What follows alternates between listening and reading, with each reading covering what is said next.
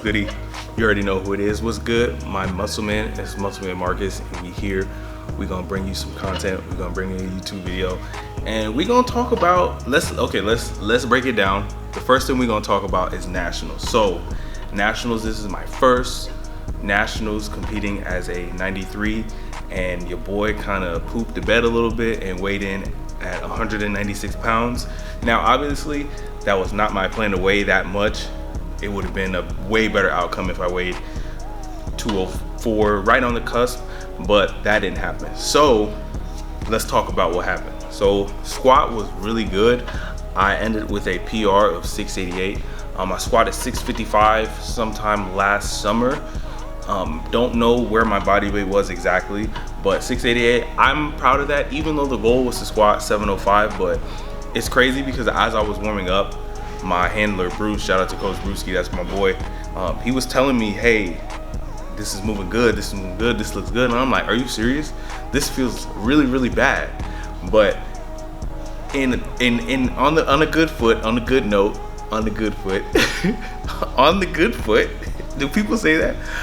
On the good foot, all my squats felt absolutely horrible. So as we started adding more and more weight, it didn't feel any better than the last. It just felt the same. So I guess that's a good thing, but the bar was really weird. The platform was super slippery. So there was a lot of different things going on in the, it was a lot going on. Let's just say that. Now for bench press. With bench press, I was kind of shocked because the way training was leading up to nationals, everything was going perfectly fine. But I do know that if my body weight declines, so does my pressing strength, and that's exactly what happened. I started to kind of cramp a little bit too. I don't know what it was, but a part of me is like body weight, cramps, and the other part of me is like maybe my grip is too wide, because low key, and I was talking to Petrie about this, shout out to him too, it's been over time that my grip has been I've been able to press more the more I move my grip in, which is so strange to me because I have a super large chest. But today we are gonna kind of see what's really going on and see if that is true, and if long term that's the best thing to do, move your grip in, move my grip in a finger, well, 2 fingers technically. And for last and not least, let's talk about these deadlifts. So deadlifts, at this point I was cramping so bad, I was just trying to get the lift over with, because if I would have spent any more time trying to brace and do any of my setups, because normally when I set up, I flex my triceps so that my arms are straight, and it helps me kind of build that pre-tension slack before the lift even starts. I flex my triceps and I reach down, but every time I would stretch my arms down and flex, everything would just cramp up. My forearms were cramping, my hands were cramping up to the point where Bruce had to help me come open them. Like, it hurt so bad, but I kind of rushed it, and I had to, for what was going on. I felt like that was the right thing to do, because if I would have waited any longer, that's when my hands would have closed before I even got a chance to grab the bar. But I was surprised at how quickly it moved, honestly. I thought it was moving a lot slower than it felt, because it felt like, it did feel like 760, I ain't gonna lie. It felt like 760 pounds. But moving forward, I know that 1, I have to trust the taper, and 2, as long as I stay in the pocket and I don't overreach, I can deadlift way beyond what I think I can deadlift. So that just let this meet that I competed in as my first 93, because a lot of people are still cutting. Stop cutting, just finally go up and compete, or eat like you normally do and then go and do a meet. Don't worry about a weight class, because what you want to do is you want to find your baseline for your strength to build. And then once you kind of keep going and you kind of get deeper and deeper to the sport and you want to do it, then we can start talking about considering different weight class options. Moving on, something that I feel like would be really good to talk about, and I know I'm not the only one, because I'm human, and if you're watching this, 9 times out of 10 you are human too. So you're gonna feel this. Whenever you get ready for a meet and you do it, and it's a big crescendo and everybody's like rooting for you and cheering you on, it's a great feeling, having that atmosphere, having your friends and family, whatever the case may be, just having all that excitement in one moment, and then the meet's over. There's nothing, it's like everything is not necessarily downhill, but all that excitement and all that energy and all that rage and just everything leading up to it, all those emotions kind of just disappear. And I don't mean disappear like you'll never feel them again, but disappear and you don't get that satisfaction anymore. You don't get that gratification. And this will have a lot of people go into that post-meet blues. I don't want to say post-meet depression because I don't want to say it's that deep, but let's just call it post-meet blues. And it's basically how you feel after a powerlifting meet, getting ready. Your CNS is super high. It's at the highest point it's ever been because the meet's finally here. And then the next day, everything just cuts off. So now the question is, what do we do to combat the post-meet blues? First thing you want to do when it comes to attacking post-meet blues is you want to acknowledge it. Now, a lot of people will kind of get into this head state like, well, it didn't happen, or this happened and this happened. You want to accept the fact that it happened. Every meet, you might do a meet and it might go well, or you might do a meet and it might go bad, or you just might not reach your own expectation. But you need to acknowledge the fact that you are not necessarily happy with what happened. And if you're not necessarily in a bad mental space, you also need to accept the fact that it's simply over. You know, training is something that we want to fall in love with. It's a great process, but we don't want to get addicted to the outcome in a training sense. Now, bear with me. When I say that, I just mean that we want to fall more in love with the process so that we can get excited and get riled up to just go and train like we would do. Because I know for me personally, if I didn't know there was powerlifting, I'd probably still be lifting weights. So just acknowledge the fact that it happened, and acknowledge the fact that the time has come and gone. Acknowledge the fact that you might have not done as well. Acknowledge the fact that it's just over, and it's okay because there are more meets. We just prepare and we get ready for another one. Which leads me to my next thing you can do to attack it, because we don't want to just let it be like, we want to get it heads on. We want to be like, what you say? A second way to combat post-meet blues is to just look and see how you can get ready for the next one. Which leads me to the third answer also, which is just start training again. 2 and 3, they go together. After we do a meet, it's really easy for us to look and kind of see our training or pair with our coach and see some things that we could have did sooner or earlier, some rep ranges that should have been explored, how much fatigue we should have kept on versus how much fatigue we should have kept on. There are so many different things that we can go and look back on to drastically improve our performance. And sometimes it might not be a training thing. There might be things that you might have to work on personally, like time management, food, and calorie consumption, that you just got to look at to make sure that you don't end up like me and do a not end up like me, because that's messed up. But you want to maximize every possible thing you can, and every meet is a chance for you to possibly do significantly better by changing some small and huge factors in your training and your personal life. And 3, just training. Sometimes you don't need to be on a set program, especially after meet. Me personally, I wanted to get back to the grind, but I know everybody's not like that. Some people want to get back to that structure because in their mind, they know mentally, this is what's keeping me focused. This is what's keeping me on track. And this is what's helping me get closer to my goal. And that doesn't mean go crazy. Like, don't go smash mouth. Like today, I'm not even about to go smash mouth. I'm about to stick to the RPEs and I'm going to do what I can. But just getting back on program, training, feeling like you're working again, and just getting that feeling again, like you're getting ready for something. Because honestly, you can just choose another meet, make sure it's an ample amount of time out for you to recover, make sure you looked over the things that you need to improve, and prepare. Just start getting ready all over again.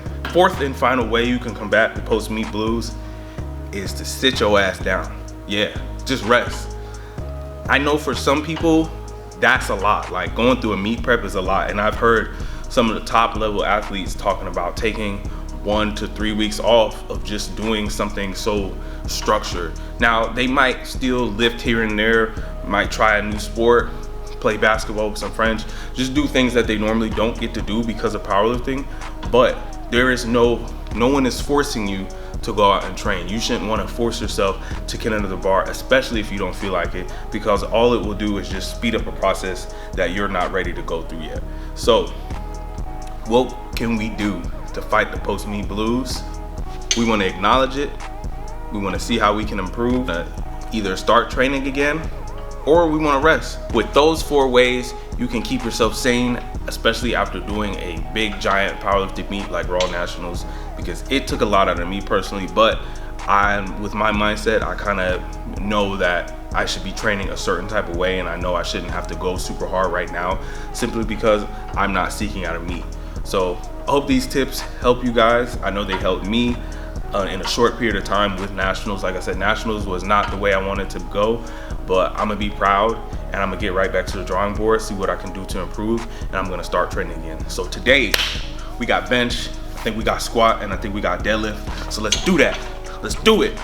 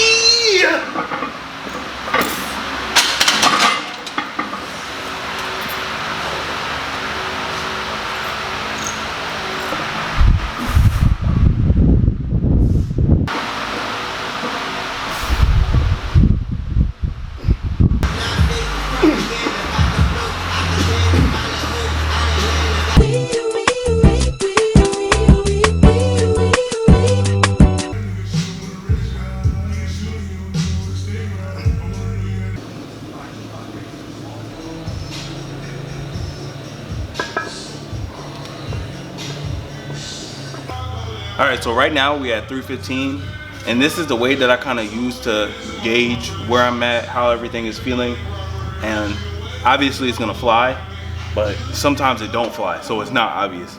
So let's hit this and see what's up.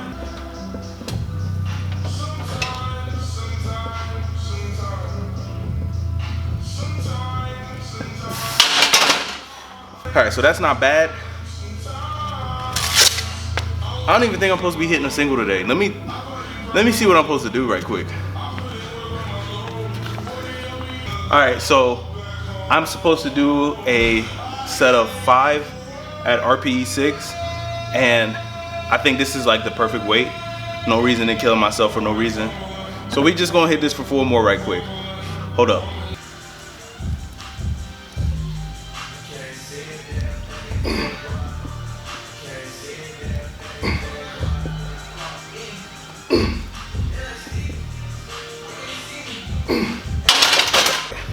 We crop topped out. We just did our first set, and so something that you don't see in powerlifting too much is a lot of supersetting. Since I'm kind of deep in off-season vibes, I'm going to superset exercises simply because 1, I'm doing more work. 2, I'm trying to just build my overall work capacity, and this weight that I'm doing for my working sets is not heavy to the point where it will mess me up greatly from set to set fatigue wise. Like 285, 290 should not be a weight that I'm struggling with. So we are going to do some rows, but the way we're going to row is going to be kind of for our upper back, and we're going to do lateral raises because shoulders big. A lot of people say the shoulders don't matter in bench. Me personally, I've seen a huge improvement with a lot of pressing, with a lot of my benching when I do a lot of shoulder pressing, a lot of just direct shoulder and tricep work. So we're not gonna stay shy of that. We're gonna head straight on into it. So let's get it. All right, so I got like my sternum right at the tip of the bench press, like at the end. And instead of bringing my elbows back, I'm gonna try to flare them because we're gonna try to target that upper back more. Most collagen products come from bovine or cows. Bovine's a great source of collagen, but by ignoring other sources. So lateral raises, I like to do them with straight arms simply because it feels harder that way. I don't know, I feel like with my arms slightly bent, I can kind of use my elbows to kind of guide it, which is kind of how you want to do it. but I know when I do it this way, it burns a little bit more, so I like to just try to keep my arm straight.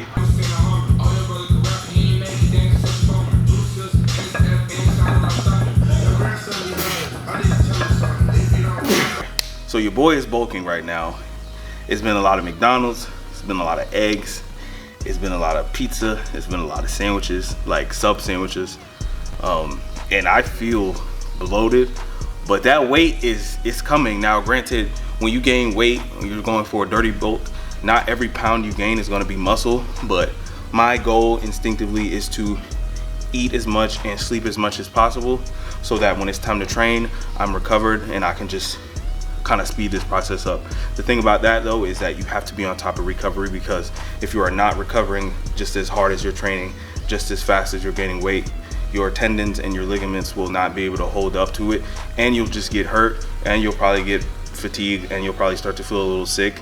So rest is super duper important. I can't stress enough how important rest is. Like getting a decent amount of sleep and staying hydrated. Like me and Devin joke about it all the time, we talk about it, but it's dead ass. Like I got my red igloo back and I'm making sure I drink at least 2 a day. In training, I'll literally drink 1, but leading up to training, I'll have already drinking 1. So yeah, man, this I feel like trash. It's been like 4 days. Like we literally started since I got back. My girl, she's been like feeding me like not religiously, like on time, like hey, it's time to eat, hey, it's time to eat. And yeah, I low-key hate it, but I also low-key need it. And it also, in a weird, messed up way, reminds me of the nationals, and it's going to continue to remind me because I weighed 9 pounds under. 9 pounds under. That is way too much. And so every time I eat, and I feel like mentally I can't do it, I just think about my performance. I think about where I could have been if I did it right, so that next time we don't have to worry about what could have been. All we're doing is just making it happen. So we doing it, man. We in this thing. We deep. So man, I'm a little early. I'm just kind of hanging out. Alright. Say what's up. I said what's up. Say what's up. What's up? Hey y'all know who this is? It's Indian Jesus, baby. Alright. Oh, hold up. Back up. Alright, so this is my client, Yerrrrr, and low-key, he be my training partner sometimes, because what I'm starting to do is not necessarily a 2 a day, but our goals are not necessarily the same, but we're trying to do the same thing. And so we kind of found a way to mix in what we're doing, and still I'm able to train him and I'm able to train with him. Hold up, the light's bad. All right, there we go. Able to train with him and train him at the same time, so we get these gains and we get them popping. And you know how it is when you have somebody working with you versus working for you. I think this is one of those instances, and it's making things a little bit better. But yeah, so it's funny because I got a squat and he already knows, so he came prepared. They on his feet. All right, so we got these HB squats, these high bar squats, and we're gonna pause them. All right, so let's get that popping. So we got the high bar squats going. Yerrrr's still warming up. We got 160 on the bar. 155. 155. We got 155 on the bar, and me, we got 375, 385. This is a T day, aka tertiary day, so I shouldn't be like, as far as squats go, so I shouldn't be really concerned on pushing so hard, but just getting under some decent weight and mastering that weight. And over time, these weights I will not have to think about because it'll be so easy. But this is already kind of easy, but because I'm not my fitness is not at this point, I'm still like in a peak sense where I'm used to lifting heavier weight, these reps are gonna feel kind of weird. But I think we have this for 4, so let's get under this right quick. Nice. Hey, make sure you focus as you go down. Make sure you focus on that foot pressure on both feet and keeping it. But you're doing good at keeping your whole foot down. Planted. Yeah. Right quick, for anybody dealing with knee pain when they're squatting, Well, I'll just use my knee pain for an example. So I have the tendency to depend on my left leg to externally rotate and get me down into the hole versus focusing on keeping even foot pressure and externally rotating more with my right leg. My right leg is the tighter side, so I have to be super duper cognizant of it when I'm squatting. And that's why I normally like a slower squat, especially when somebody's having knee pain or any type of hip pain, hip problems, because with a slower descent, you can kind of see if there's any shifting going on, or you can kind of look and tell, yeah, I have some type of weakness that I need to fix. So if you see me squatting with this band, it's kind of like, it helps me with my proprioception, allowing me to remember to drive that right knee out. And I don't like to say drive my knee out because I'm not thinking about externally rotating from the knee. I'm thinking about doing it from my hip. So we got back down sets at around 355. I think I got 3 sets or 2 sets, something like that. I gotta look, but we're gonna knock these down and let's keep it going. I'm trapping, I ain't asking for more. I take you and your main chick on tour. Take you, I'll show you. Stank ass to the door. Ooh, hit the floor. Ooh, put some shots. Damn, I might score. Abs hitting this core. Low down, dirty cutthroat. I'ma send you to the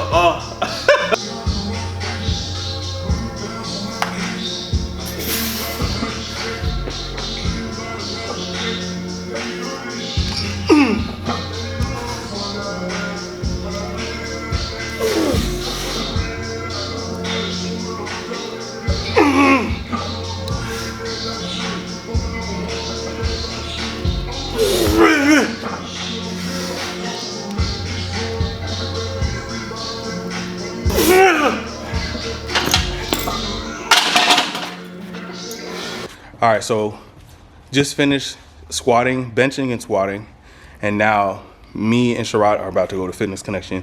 Sadly, I can't take you guys with me for you guys to see what we're doing, but just know that we're putting in overtime in order for you to get something that you never had. Let's say you try doing something and you get a little bit closer, you need to try and give up and sacrifice a little bit more to get you a little bit closer, because you can't gain something without giving away something. That's alchemy right there. So I'll see you guys in the next one. Stay confident, stay strong, and MuscleMen loves you, baby. that's not it, but we do love you. Stay confident, stay strong, and press on. Until next time.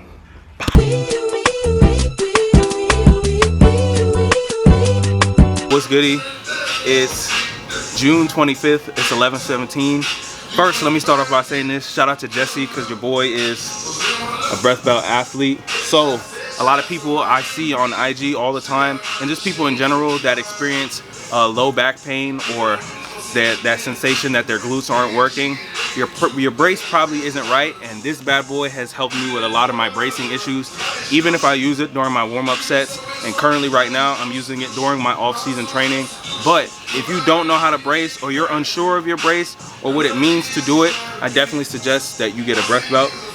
It provides instant feedback and allows you to kind of feel that sensation of what it feels like to build diaphragmatic pressure and breathe outwardly and down. A lot of people, especially in powerlifting, or it probably happens just your general gym goer, a lot of people take that chest breath and they take a real big breath in their chest and they think they're taking air in, when in actuality they're not, and they're not really supporting their spine. The belt only works if you do, and this bad boy teaches you how to use what you have already and reinforces what you do. So check out breathbelt.com. Use code Marcus20 to save you 20% off and get free shipping. So shout out to Jesse. Jesse, I appreciate it for bringing your boy on. Go get one. Go buy about 30, buy about 40, buy about 60, buy about 70, buy about 80. So let's move on. So today I started at my gym and I did I was supposed to do 5 reps. No, I was supposed to do 4 reps. I did 5 reps at 555 on deadlifts. Now they were supposed to be paused, but that's my fault for misreading the program. And now we over here at No Limits. We just finished up. Started with snatch grip for 3 sets of 9. Well, 2 sets of 9. I thought I had 3 sets. Snatch grip, I already see that it's going to be one of those variations that I enjoy. simply because it's harder and it forces me to work in a different way. So started at 315 and then I just threw on another plate, 405, and it wasn't as bad as I thought it was gonna be. Then I got a chance to use that Cadillac bar, which was pretty dope. I definitely want one of those for my gym, so I'm glad that they have one and I'm glad I got a chance to use it. But I had feet up close grip. Feet up is really good for those who don't really have good scapular control, aka me. And so take your legs out of the equation and you can really focus on that long range of motion and focus on making sure that your scaps are moving the way they're supposed to. And like I was doing prior to my nationals prep, like way earlier, I was supersetting all of my pressing movements with some type of row. So we ended up supersetting that with chest supported row. Worked up to 3 1/4 plates, and that gave me a run for my money. Then we switched over to seated shoulder press. Now that seated hammer strength shoulder press, I swear that is the reason why my bench was where it was, because I felt like my delts were just huge and they were strong. So luckily with this bulk that I'm doing, shout out to McDonald's. Y'all not sponsoring this video, but I ain't waiting for y'all. Shout out to McDonald's. Shout out to McDonald's because I've been bulking. I've literally been eating everything, and so hopefully all the weight and the calories go to these bad boys so that I can get a 500-pound bench press. So I had 4 sets of 12 and we supersetted that with bicep curls and wrist curls for my forearms, because I feel like, especially on my left hand, forearm weakness is an issue for me. And so we did 12 reps on the shoulder press, 12 reps on reverse curls for the forearms, and then we just did curls just to work the forearms solely. That gave me a run for my money, I ain't even gonna lie to you. Then we moved again.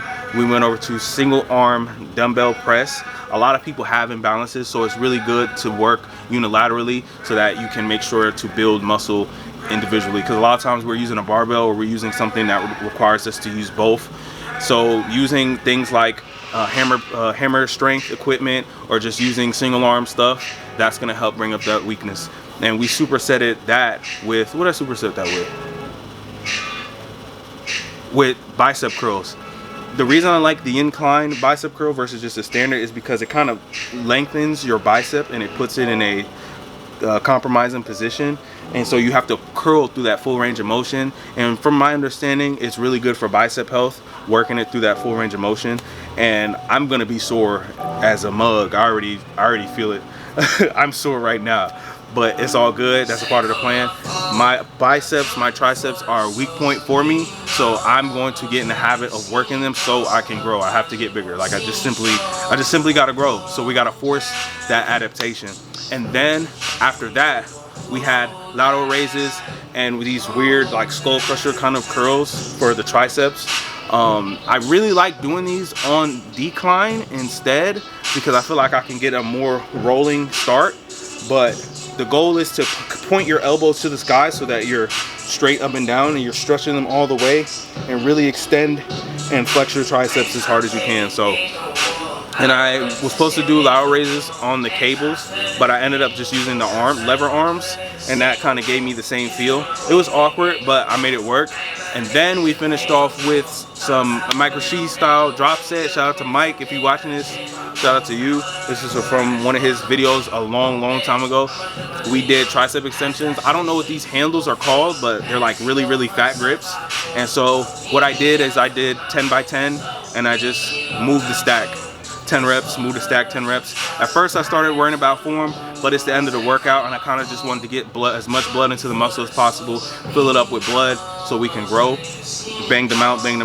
Didn't really take too much of a rest. And yeah, that was that for that. So finna head to the crib because it's late. I have to eat again and I'm not too excited about that, but I keep replaying nationals in my head every day, especially when it's time to eat, because training isn't hard, it's the eating. But no cap, honestly, since I've been eating this way, it's only been 3-4 days, but since I've been eating, even right now, like I still have energy to train.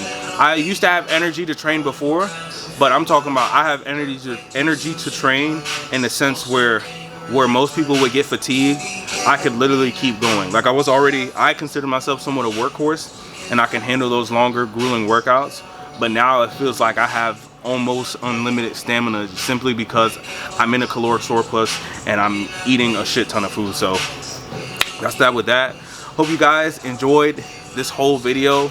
If you liked the video, comment, like, share, subscribe. Oh man, hold up right quick. Shout out to Grip Armor too. I'm gonna put my link and discount code in there. It's liquid chalk. Listen, it's liquid chalk, but with hand sanitizer in it. And I mean, most of y'all in public gyms, and I know most of y'all need chalk, and most gyms don't allow you to have like regular chalk. So this is a great alternative to use. So I definitely suggest you try it out. I got to keep mine on me. It's got like a little keychain, and it smells good. It smells like citrus. So that'll be in my description. So again, I appreciate y'all for watching. Stay confident, stay strong, and press on. I'm gonna see you on the next one. Bah!